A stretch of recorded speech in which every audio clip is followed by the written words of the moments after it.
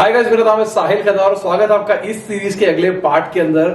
और आज हमारे साथ में एक ऐसे फाउंडर है जिन्होंने अपना करियर ब्लॉगिंग से शुरू किया था। और अगर कोई मेरे जमाने के बंदे हैं जो कि टेक के अंदर घुसे थे, उन्होंने कहीं ना कहीं इनका ब्लॉग पढ़ा होगा वेबसाइट बनाते वक्त। मुझे भी लगता है कि मैंने भी उस टाइम पे पढ़ा होगा। तो चलिए जानते हैं उनसे उनके बारे में। हाय गाइस, मेरा नाम संदीप जैन है और मैं एक कंपनी है गीक्स फॉर गीक्स, उसका फाउंडर हूँ। गीक्स फॉर गीक्स पे हम बहुत सारा कंटेंट प्रोड्यूस करते हैं। एक तो हमारा कंटेंट वाला बिजनेस है और साथ में हम कोर्सेज भी करते हैं। तो थोड़ा सा बताओगे अपने बारे में, कैसे इस लाइन में घुसे, कैसे ये आइडिया आया, थोड़ा सा अपना बैकग्राउंड बताओगे? तो मैं एक सिटी है फिरोजाबाद, वहाँ से बिलोंग करता हूँ। और जैसे इंडिया में इंजीनियर्स होते हैं कि हर साल 15 मिलियन इंजीनियर प्रोड्यूस होते हैं इंडिया में, उनमें से ही एक हूँ मैं। और बीटेक जब करी थी तो कोई भी जॉब नहीं थी हमारे कॉलेज में, 0% प्लेसमेंट होता था। और एक टाइम था जब मैं कोई भी जॉब के लिए सर्च कर रहा था, कहीं भी कोई भी जॉब लग जाए। 5,000 रुपये महीने की जॉब में भी रिजेक्ट हो गया था। ये कौन सा ईयर है? ये है 2004 से मैंने बीटेक करा था। और जब बीटेक के बाद कहीं जॉब नहीं लगी तो एक मुझे लगता था कि मुझे टीचिंग बड़ा अच्छा लगता है, तो मैंने वहाँ पे उसके बाद टीचिंग का जॉब कर लिया। फिर उसके बाद मैंने IIT रुड़की से एमटेक करा। टीचिंग के टाइम पे प्रिपरेशन करी 1 साल IIT की गेट एग्ज़ाम की। और एमटेक करने के बाद I was placed in D Shaw. तो डी शॉ में सॉफ्टवेयर इंजीनियर का जॉब करा 2.5 साल। उसके बाद उसके टाइम पे ही मैंने स्टार्ट कर दिया blog part time, Saturday Sunday को और ऑफिस से आने के बाद। और उसके बाद मैंने वो जॉब छोड़ दिया और वो जॉब छोड़ के मैं टीचिंग की जॉब में आ गया, जो मुझे अच्छा लगता था। और रीज़न ये था कि यार डी शॉ की जॉब में इतना टाइम नहीं मिलता था ब्लॉग पे कंटिन्यू करने के लिए। तो 2.5 साल टीचिंग का जॉब करा। उसके बाद 5.5 साल मैंने एक इंजीनियरिंग कॉलेज में पढ़ाया एज ए टीचर। और उसके बाद से 7 साल से मैं Geeks for Geeks full time कर रहा हूँ। तो ये ब्लॉग जो करने का जो आइडिया आया था वो ये था कि एडसेंस से पैसा बनता है वो कमाएंगे, या फिर लिखने का शौक था, शेयर करने का शौक? वो मोस्टली एक प्रॉब्लम लगा मुझे बहुत ज़्यादा, वो सॉल्व करने का था कि इंडस्ट्री में एक तरफ क्या हो रहा है कि कंपनी कह रहे हैं यार अच्छे कोडर नहीं है और बहुत स्ट्रगल है, हम लोग भी स्ट्रगल करते हैं हायरिंग में। और एक तरफ 15 मिलियन इंजीनियर है, वो कह रहे हैं यार कि हमारी जॉब नहीं लग रही है। तो वो एक पर्पस था कि यार वो गैप फुलफिल करा जा सकता है, और ऐसा कुछ था ही नहीं। लोगों को पता नहीं होता है इंजीनियरिंग में कि उनकी जॉब किस बेसिस पे लगेगी, उनको क्या पढ़ना है, क्या इंटरव्यू में पूछा जाएगा। तो वो एक इंटेंशन था। बट ऑब्वियसली मुझे लग रहा था कि अगर एक प्रॉब्लम हम सॉल्व कर रहे हैं तो बिजनेस बनेगा कभी ना कभी जाके। तो उससे स्टार्ट करा था, लेकिन कोई आइडिया नहीं था कि एड से पैसा आएगा या कभी कोर्सेज करेंगे या कोचिंग करेंगे या ऑफलाइन क्लासेस पढ़ाएंगे, कोई आइडिया नहीं था, बस स्टार्ट कर दिया था। उसके बाद जॉब छोड़ दी और टीचिंग के अंदर घुस गए। टीचिंग के अंदर क्या पढ़ा रहे थे? टीचिंग के अंदर मैं वही सब्जेक्ट पढ़ा रहा था जो ब्लॉग से रिलेटेड थे। तो एक एडवांटेज मिल गया था मुझे कि मैं कोडिंग का पब्लिश करता था, और कोडिंग से रिलेटेड ही डेटा स्ट्रक्चर, एल्गोरिथम और C++, जावा, ये सारे सब वेब टेक्नोलॉजीज, ये सारे सब्जेक्ट ही मैं पढ़ा रहा था। तो वो दिन में पढ़ाने से पहले थोड़ी रिसर्च करी और घर आगे 5 बजे फ्री होके, और उसके बाद वो ही कंटेंट पब्लिश कर दिया। और ये पढ़ाते कहाँ पे थे? ये एक कॉलेज है नोएडा में, JIIT, वहाँ पे मैंने पढ़ाया था इंजीनियरिंग कॉलेज में। ठीक है। उसके बाद 5.5 साल जब वहाँ जॉब करी तो ऐसा था, जो कंटेंट ब्लॉग वाला जो पार्ट है वो 5 साल तक ऐसे था कि I was not making any money, उस पर कोई रेवेन्यू जनरेट नहीं हो रहा था, लेकिन ट्रैफिक बढ़ता जा रहा था। तो एक टाइम पे लगा यार कि अब इससे कुछ पैसा कमाना चाहिए। तो उसके बाद जाके मैंने उस पर ऐड डाले, और ऐड का पहला चेक 5,000 रुपये का आता है। वहाँ से वो स्टार्ट हुआ और धीरे धीरे करके वो 2.5 साल में काफ़ी बढ़ गया। मतलब मेरे टीचिंग की सैलरी भी क्रॉस कर गया, वो ऑलमोस्ट डबल हो गया था उसका। तो उसके बाद फिर आसान था यार कि अब जॉब करने का कोई पॉइंट नहीं है। मतलब आप जॉब छोड़ सकते हो और आप ये फुल टाइम कर सकते हो। तो आप SEO पे भी ध्यान दे रहे थे या फिर सिर्फ कंटेंट लिखते थे? सिर्फ कंटेंट लिख रहा था, और अच्छी बात ये थी कि कोई ऐसा कंटेंट था ही नहीं, तो वो अपने आप गूगल रैंक करने लग गया। ठीक है। उसके बाद फिर फुल टाइम कंटेंट करना शुरू किया। अकेले लिख रहे थे या टीम भी बनानी शुरू करी? तो यहाँ पर जो एस्पायरिंग कंटेंट वाले लोग हैं, जो कंटेंट में बिजनेस करना चाहते हैं, तो मैं अपनी जर्नी शेयर करता हूँ, वो थोड़ा हेल्पफुल रहेगा। कि पहले मैंने लिखना अकेले से स्टार्ट करा कि खुद लिखना है सारा। उसके बाद स्टूडेंट्स ने कंटेंट लिखना भेजा, तो वो कंटेंट में रिजेक्ट नहीं करता था, भले ही वो कुछ भी लिखते थे। उस कंटेंट को रिव्यू करके पूरा एक दिन बैठ के रिफाइन करके पब्लिश करना स्टार्ट करा। तो कई बार ऐसे आर्टिकल आते थे जिनको मैं पूरे दिन बैठ के रिव्यू करता था। तो फिर ये हुआ। फिर उसके बाद हमने कुछ लोगों को, रिव्यूअर्स को हायर करा जब फुल टाइम स्टार्ट करा। तो फिर क्या होने लग गया कि कंटेंट तो बाहर से आता था, रिव्यू टीम हमारी होती थी। उसके बाद अभी हमने क्या कर दिया है, सारा कंटेंट भी क्राउड सोर्स है और रिव्यू भी मोस्टली हम क्राउड सोर्स करते हैं आज की डेट में। फिर ये ट्रांजिशन कैसे आया कि अब कंटेंट से अब हम कोर्सेज भी बनाना शुरू करेंगे? मुझे लगता नहीं था वैसे कि इंजीनियरिंग के बच्चे कोर्सेज भी खरीदते हैं। बट आई सॉ कि बहुत सारे कंपनीज हैं जो इसमें ग्रो कर रहे हैं बहुत सारा कोर्सेज में, और थोड़ा इंजीनियरिंग के स्टूडेंट्स का मेंटेलिटी चेंज हुआ है, मतलब वो पेड कोर्सेज लेने लग गए हैं अब। तो एक टाइम के बाद मुझे रियलाइज़ हुआ कि यार हमारे लिए वो उन स्टूडेंट्स को ऑन बोर्ड लाना रिलेटिवली काफ़ी आसान है, because we already have lot of traffic, और हम उन कोर्सेज को काफ़ी कम कॉस्ट पे काफ़ी क्वालिटी कर सकते हैं क्योंकि हमारा अपना कंटेंट है। तो उस रीजन से भी स्टार्टेड कोर्सेज, और कोर्सेज में जब हमने पहला कोर्स करा था तो हमारा ऐसा था कि यार इसमें हम 50 एडमिशन लेंगे, एक पायलट रन करके देखते हैं। और उस दिन क्या हुआ कि हमने कोर्स लॉन्च करा और 1 मिनट के अंदर अंदर 110 एडमिशन हो गए। हमने ब्रेक अपने सॉफ्टवेयर में लगा रखा था कि 50 के बाद रुकना है, लेकिन जब तक पेमेंट गेटवे से प्रोसेस होते उतनी देर में 110 students admitted into the course. अभी ये ऑडियंस खाली ब्लॉग पे थी या फिर सोशल मीडिया पे थी? मोस्टली ब्लॉग के थ्रू आई थी। सोशल मीडिया पे हमारे पास उस टाइम इतनी मार्केटिंग टीम वगैरह नहीं थी, वो तो अभी बिल्ड हुई है। तो मोस्टली लोग ऑर्गेनिकली आते थे, और स्टूडेंट्स में ऐसे हो गया था कि यार सारे सीनियर जूनियर को बोलने लगे थे कि यार गीक्स वीक्स पढ़ लो, वहाँ से प्लेसमेंट लग जाएगी तुम्हारी। और आपने मेल किया था उन लोगों को या सीधा, मतलब जैसे आपने पोस्ट डाला कि हमारा कोर्स आ रहा है, अप्लाई नाउ, वैसे ही 110 हो गए? आर्टिकल लिख के उसको टैग स्टिकी कर दिया था कि गीक्स वीक्स पे, और सोशल मीडिया के कुछ हैंडल्स थे हमारे, इतने ग्रोन नहीं थे उस टाइम, वहां डाला था, उससे इतना ज्यादा ट्रैफिक आया कि 110 के बाद वो फोन आने लग गए बहुत सारे, और they were trying to call every number कि यार कहीं से भी एडमिशन मिल जाए इस कोर्स में, क्योंकि गीक्स वीक्स कर रहा है। तो वो ट्रस्ट की वजह से ऐसा हुआ था। और फीस क्या थी? फीस उसकी 1,500 रुपये थी, बस 1,500 रुपये में वो कोर्स था। फिर उसके बाद में पहला बैच निकला, सक्सेसफुल निकला होगा, उसके बाद क्या किया? पहला जब हमने बैच करा था तो हम लोग उस टाइम ऑफलाइन पढ़ाते थे कि यहाँ पे नोएडा में हमने एक सेंटर खोला था, और उसमें जाके हमने, और मैं खुद जाके पढ़ाता था ऑफलाइन। उसके बाद हमने वी हायर्ड अ टीचर, और वो टीचर पढ़ाने लगे, मैं और वो मिलके पढ़ाने लगे, लेकिन वो क्लियरली समझ में आ गया कि यार ऑफलाइन इतना सक्सेसफुल नहीं है। फिर हम उसे ऑनलाइन में ले आए, और ऑनलाइन में भी अभी हम 2 तरह के करते हैं, एक तो प्री रिकॉर्डेड करते हैं और एक लाइव भी करते हैं। या हाइब्रिड भी करते होंगे? हाइब्रिड भी करते हैं। हाइब्रिड पे हम थोड़ा कुछ कोर्सेज को हम हाइब्रिड पे ले आए हैं, वो प्री रिकॉर्डेड होता है और वीक में 1 आवर की हमारी कम्युनिटी क्लास होती है। अगर मैं बाकी कोर्सेज से बात करके चलूँ, आपका डिफरेंस क्या है? सबसे बड़ा तो कॉस्ट है, क्योंकि हमारे लिए यूजर्स को ऑनबोर्ड लाना बहुत आसान है, तो कॉस्ट बहुत कम है, और relatively compare to other edtechs we kept the cost very very low. और उसके लिए दूसरा फ़ायदा ये है कि यार हमारे पास वो कंटेंट अपना बनाया हुआ, इतना एक्सपीरियंस है हमें इस डोमेन का। जैसे मुझे पर्सनली इतना एक्सपीरियंस है कि मैंने बिल्कुल ख़राब कॉलेज से तो बीटेक करा है, उसके बाद IIT से एमटेक करा है, और एक मैंने Tier 2 कॉलेज में पढ़ाया है 5.5 साल। तो मैंने इंजीनियर्स को बहुत ज़्यादा क्लोजली देखा है कि उनके क्या क्या स्ट्रगल होते हैं, और गीक्स की जर्नी से भी बहुत सीखा है।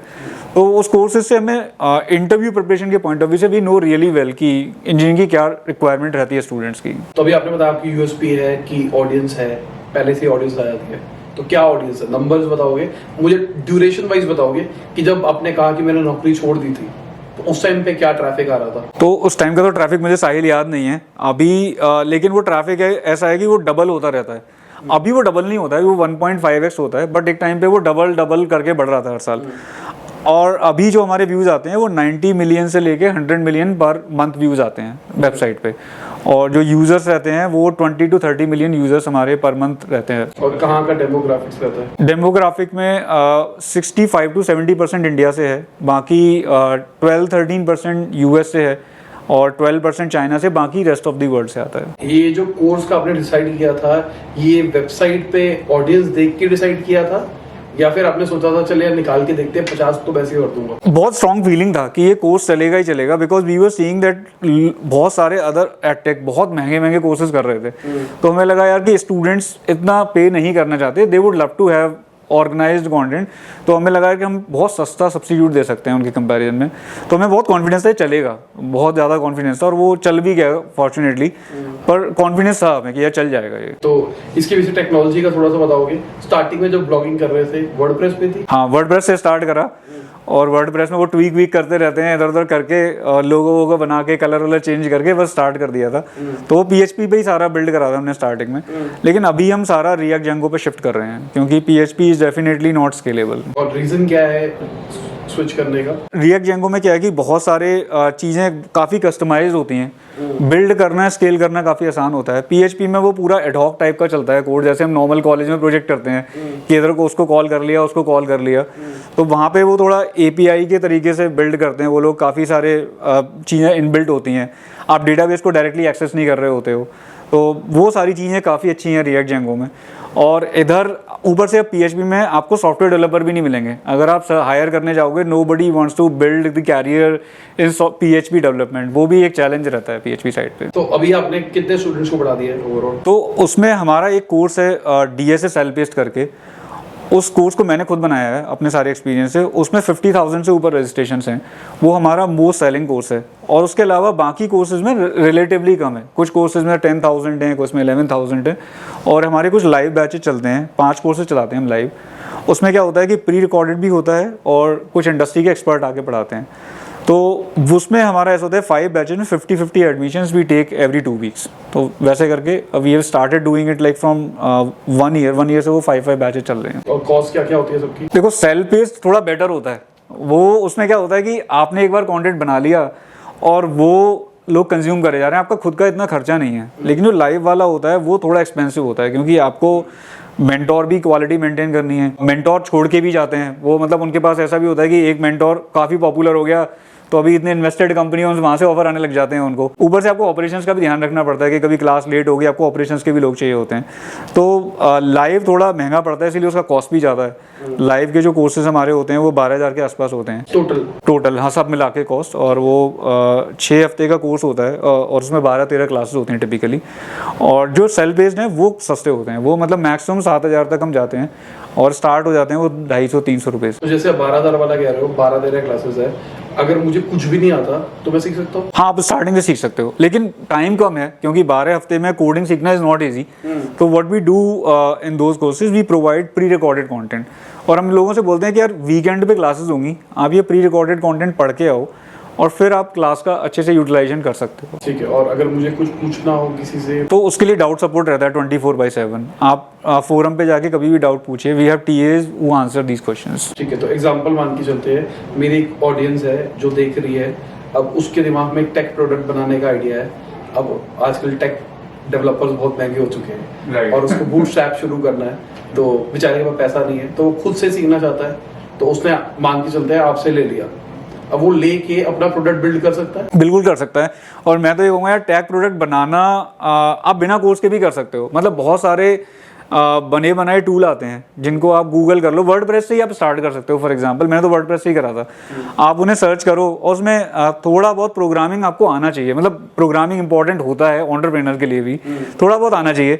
उसके बाद एक वर्डप्रेस का ब्लॉग सेटअप करो, थोड़ा गूगल कर लो कि कलर चेंज करना है, ये करना है, वो करना है, वो सब मिल जाता है। बहुत सारे ऐसे आइडियाज है ना, जैसे ब्लॉगिंग करना है तो ब्लॉगिंग के सॉल्यूशंस है, पर किसी के पास कोई स्पेसिफिक आइडिया है, कुछ एक नया टाइप का डायरेक्टरी पोर्टल बनाना चाहता है जो मार्केट में एग्जिस्ट नहीं करता, तो वो सोच रहा है कि मैं बनाऊंगा, तो क्या आपके कोर्स उसकी हेल्प कर सकते हैं? हम लोग टेक्नोलॉजी सिखाते हैं उनको, फुल स्टैक डेवलपमेंट आ जाएगा और उसके बाद वो कोई भी प्रोडक्ट बिल्ड कर सकते हैं। लेकिन अगेन मैं यही कहूँगा कि यार अगर आप प्रोडक्ट बनाने की साइड से देख रहे हो तो बहुत सारी चीज़ों के कुछ बेसिक टूल तो आते हैं, वर्डप्रेस के भी बहुत सारे प्लगइन होते हैं, तो वहाँ से स्टार्ट करो, वो ज़्यादा अच्छा रहेगा वर्सेस स्क्रैच से आप कुछ नया प्रोडक्ट पूरा बिल्ड करो। मतलब दिस इज माय रिकमेंडेशन। और दूसरे एंड से अगर मैं मान के चल रहा हूँ, कोई छिड़ गया, मैं खुद ही बनाऊंगा, तो मान के चलते हैं 12 हफ्ते आपके पास उसने सीखा, पैसे लगाए, अब सपोर्ट लाइफ टाइम मिल रहा है, कब तक मिल रहा है सपोर्ट? उसको डाउट सपोर्ट 6 महीने का रहता है कोर्स कंप्लीट होने का। प्री रिकॉर्डेड जो वीडियो होते हैं, जो हम लाइव क्लास होती हैं वो भी रिकॉर्ड कर लेते हैं, तो उसमें भी होता है कि वो भी उनको 6 महीने तक एक्सेसिबल रहते हैं रिकॉर्डेड वीडियो। तो वो 6 महीने, और 6 महीने के बाद कोई कंज्यूम करता भी नहीं है। तो मान के चलते हैं कि उसने वही वीडियोस देख के मेहनत करके कोड बनाया,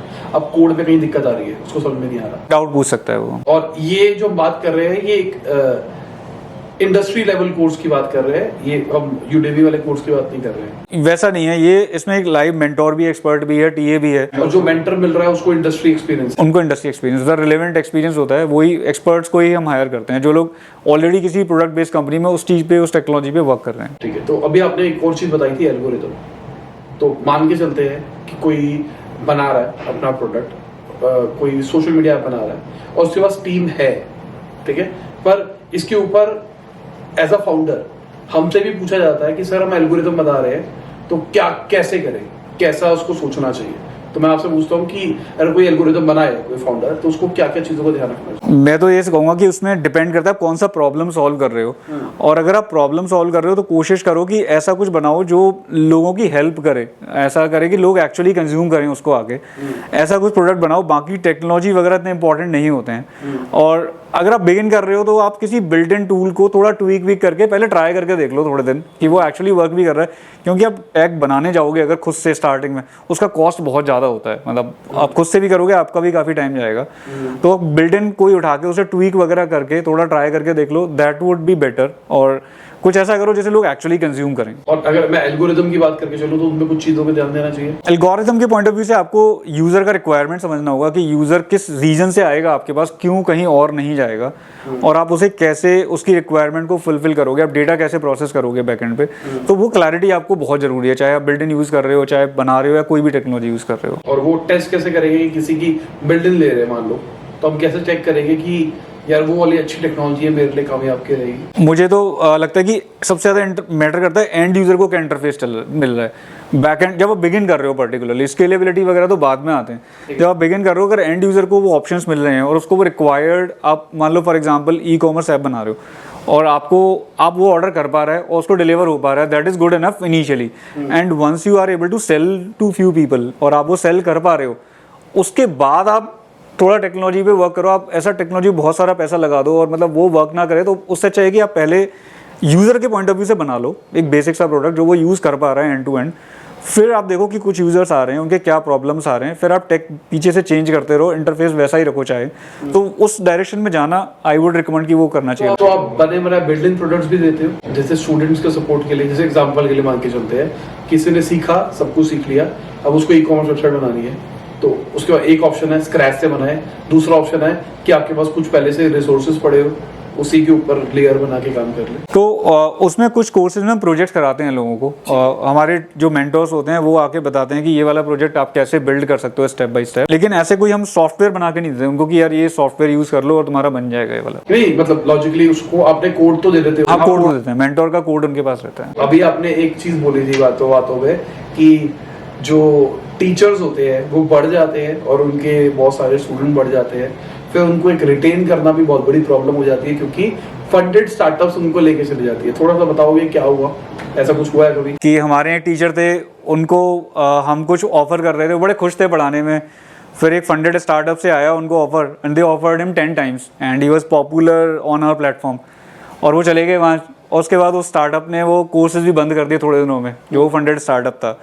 and it is not only once, उसका कई बार होता है। जैसे बहुत सारे आजकल इन्फ्लुएंसर का कल्चर है, तो इन्फ्लुएंसर्स को लोग इतना ज़्यादा ऑफर कर देते हैं कि बहुत मुश्किल हो जाता है। देयर आर स्टार्टअप्स वो से कहते हैं यार आप हमारे यहाँ आके कोर्स कर लो, हमारा ऑन बोर्डिंग फीस ही हम आपको 1 करोड़ रुपया दे देंगे। छोटे छोटे इन्फ्लुएंसर्स को भी ऐसे ऑफर करा जाता है और उसके बाद आपको मंथली अलग देते रहेंगे इतना सारा।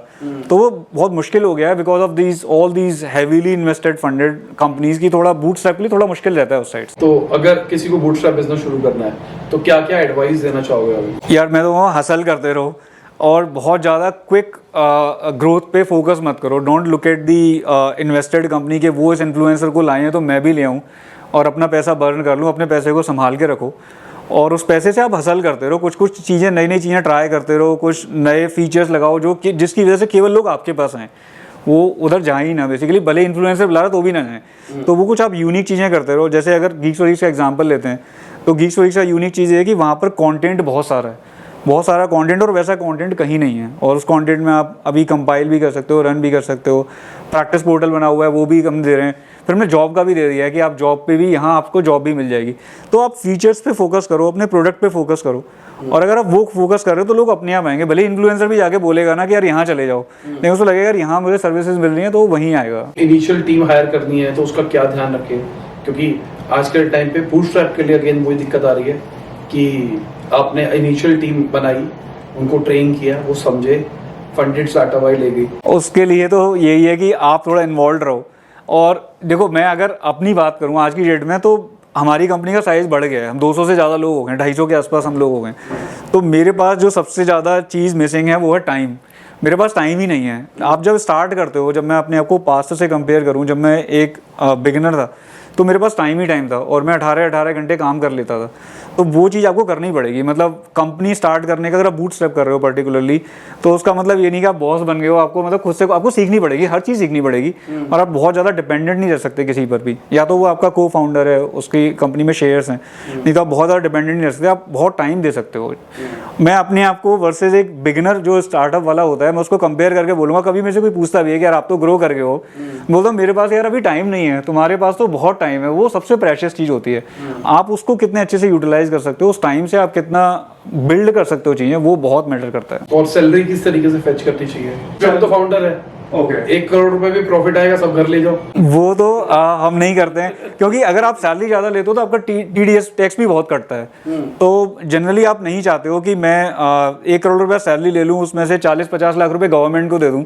तो बेटर आई प्रेफर कि यार वो 50 लाख से और बिजनेस ग्रो कर सकते हो। तो सैलरी आई कीप लिमिटेड, और ऐसा भी नहीं है बहुत कम भी लेता हूँ। I take decent salary basically, लेकिन इतना ज़्यादा नहीं लेता मैं कि बहुत ज़्यादा सैलरी ले लो। तो हर एक फाउंडर को आपके हिसाब से यही करना चाहिए? डिपेंड करता है। अगर आप बहुत ज़्यादा प्रॉफिटेबल हो और आपको लगता है कि आप मार्केट लीड कर रहे हो, तो शायद आप ज़्यादा सैलरी ले सकते हो। जैसे मैंने आपका नितिन कामत का इंटरव्यू देखा था जो आपके यहाँ हुआ था, तो वो बहुत ज़्यादा प्रॉफिटेबल है, उनका सैलरी भी ज़्यादा है। तो which is a good strategy, क्योंकि उनका शायद कोई कंपटीशन ही नहीं है। लेकिन अगर आप हमारे बिजनेस में देखो, एडटेक में तो इतना ज़्यादा फंडिंग हुआ है रिसेंटली। एक टाइम पे तो ये था कि यार हम किंग की तरह चल रहे थे इस प्रोग्रामिंग वाले डोमेन में, कोई था ही नहीं हमारे अलावा। अभी जब लोगों को लगा कि यार इसमें पैसा है, लोग कोडिंग के कोर्सेज भी खरीदते हैं, इसमें भी काफ़ी सारा ट्रैफिक है, तो बहुत सारा फंडिंग हो गया। तो अब हम उसमें मैं अगर प्रॉफिट लेके रखने लग जाऊं तो शायद हो सकता है कि we lose the market, right. तो हमारे केस में शायद वो इतना सही नहीं है कि मैं एज ए फाउंडर बहुत सारा प्रॉफिट अपने पास रख लूँ। अभी क्या ऑपरेटिंग मार्जिन क्या रहता है आपका? हम अभी हमारा करीब 10% के करीब प्रॉफिट होता है after tax deduction and everything. मैं अपनी भी सैलरी निकाल लेता हूँ, तो उसके बाद भी हम 10% अपना आराम से बचा लेते हैं एंड में प्रॉफिट। और उसमें से कितना री इन्वेस्ट करते हो? उसमें से ऑलमोस्ट हम सारा ही री इन्वेस्ट नेक्स्ट ईयर कर देते हैं, और हमारा जो ग्रोथ होता है फिर उस ग्रोथ पे हमारा 10% फिर बच जाता है। ऐसे वी हैव बीन ग्रोइंग। तो क्या ईयर ऑन ईयर क्या ग्रोथ रह रही है? अभी रिसेंटली हमने ग्रोथ देखा है, वो ऐसा है कि 1.5x का हम ग्रोथ करते हैं। जब स्टार्ट करा था तो 2x पे ग्रोथ कर रहे थे, लेकिन अभी वो मार्केट साइज काफ़ी बढ़ गया और हमारा ट्रैफिक भी काफ़ी बढ़ गया है। तो अभी वो 1.5x का हर साल ग्रोथ हो जाता है। 1.5 मिनिमम है। पिछले साल शायद 1.67 या ऐसे कुछ हुआ था, लेकिन 1.5 से 2 के बीच में हम ग्रो करते हैं। तो हम आ रहे हैं अपने रैपिड फायर की तरफ। तो यहाँ पे क्या होगा, बैक टू बैक आपसे क्वेश्चन पूछे जाएंगे और आपको छोटा आंसर देना है। ऑलराइट, ठीक है। एंड्रॉइड और iOS? एंड्रॉइड। फंडिंग और बूटस्ट्रैप? बूटस्ट्रैप। डेट और इक्विटी? डेट। एंजल और वेंचर? एंजल। फेवरेट मूवी कौन सी है आपकी? Shawshank redemption. Favourite web series कौन सी है? शायद मिर्जापुर। फेवरेट फूड कौन सा है? फूड को लेके I am not very specific. I like जो भी मिल जाता है आई ईट दैट। ऐसा कोई पर्टिकुलर नहीं है कि मुझे यही खाना है। वेज और नॉन वेज? वेज। आपकी हॉबी क्या है? हॉबी मुझे एंटरप्रेन्योरशिप में आजकल बहुत इंटरेस्ट है। हॉबीज टाइम के साथ चेंज हुई हैं। पहले मुझे पढ़ाने में बहुत मज़ा आता था, फिर उसके बाद कंटेंट लिखने में काफ़ी इंटरेस्ट बिल्ड हो गया। लेकिन आजकल मैं एंटरप्रेन्योरशिप बहुत फॉलो करता हूँ, आपके चैनल को बहुत फॉलो करता हूँ। वो वीकेंड पे जाके या घर ऑफिस से जाके बाद थोड़ा रिलैक्स टाइम होता है, I watch those things. Best startup India right now? Zero था आई गेस। तो सबसे पहले थैंक यू, बहुत मजा आया, बहुत सीखने को मिला। तो हमारी ऑडियंस वो है जो बिजनेस करना चाहती है या बिजनेस कर रही है, तो उनके लिए आप क्या एडवाइस देना चाहोगे? मेरा एडवाइस यही है कि अगर आप मेरी स्टेज पे हो, जैसे अभी कंपनी में बहुत सारे लोग हैं, तो अगर आप मेरे से अपने आप को कंपेयर करते हो तो मेरे पास टाइम नहीं है। I have money now. तो अगर आप बिगिनर हो तो सबसे प्रेशियस चीज़ है आपके पास टाइम, और वो टाइम करके आप वो कर सकते हो जो बड़े बिजनेसमैन नहीं कर सकते। तो अगर आपको लगता है कई बार कि यार मेरे पास इतना पैसा नहीं है, ये नहीं है, वो नहीं है, आपके पास सबसे प्रेशियस चीज़ है टाइम। उसको सही से इन्वेस्ट करो, और किसी चीज़ में आपको कॉन्फिडेंट है उस पर लगे रहो, तो हो जाएगा आपका। इसी के साथ ये वीडियो खत्म होती है। उम्मीद करता हूँ आपको मजा आया होगा। लाइक कर देना, शेयर कर देना, कमेंट बताना वीडियो कैसी लगी। बाय, गुड नाइट, शुभ रात्रि, खुदा हाफिज़, गुड मॉर्निंग, आफ्टरनून, जब भी आप वीडियो को देख रहे हैं।